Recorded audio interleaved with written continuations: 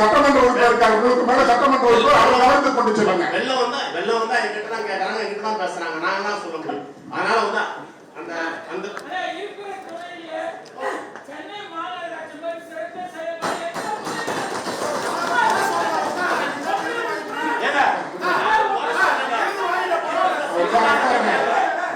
செஞ்சுட்டாங்கன்னா கேட்கலாம், செஞ்சுட்டாங்கன்னா கேட்கலாம். எல்லாத்துக்கும்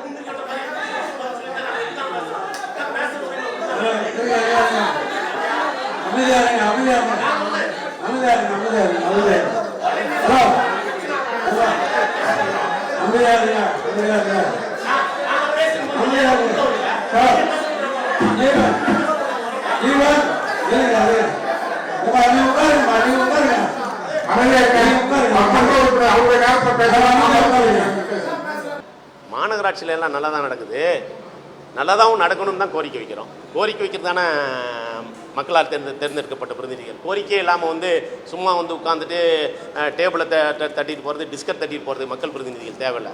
அவங்கவுங்க வார்டுக்கு அவங்கவுங்க வசிக்கக்கூடிய அந்த பகுதி மக்களுக்கு என்ன தேவையோ அதை கேட்கத்தான மாமன்ற உறுப்பினர். அதான் கேட்குறோம்.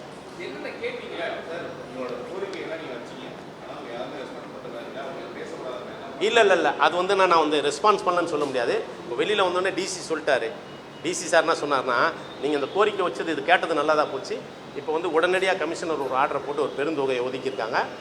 இந்த வடசென்னை பகுதிக்கு அது ஒரு விடிவு காலனாரு. அதனால் வந்து கோரிக்கை வச்சது ஒருத்தர் இருக்கார், ஒரே ஒருத்தர் இருக்கார். யார் பேசுனாலும் முந்திரி கொட்ட மாதிரி முந்திட்டு வருவார். அதனால தான் ஒரு கவுண்டர் கொடுத்தா உள்ளே பார்த்துருப்பீங்க.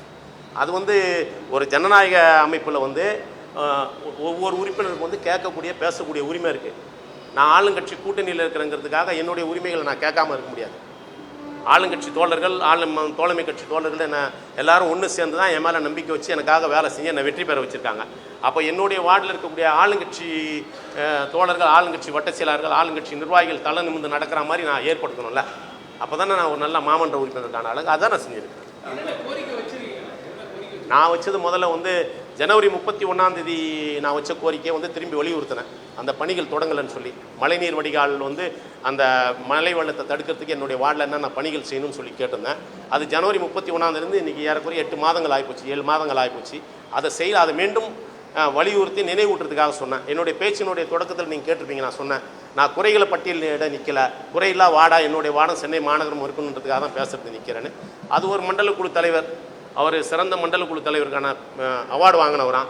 அவர் எப்போவுமே வந்து யார் பேசினாலும் குறுக்கக்கூடும். திமுக உறுப்பினர் பேசினாலும் குறுக்கிடுவார், காங்கிரஸ் பேசினாலும் யார் பேசினாலும் குறுக்கிடு. ஏன்னா அவர் இருப்பை காட்டுறதுக்காக அவர் குறுக்கிட்டு பண்ணுவார்.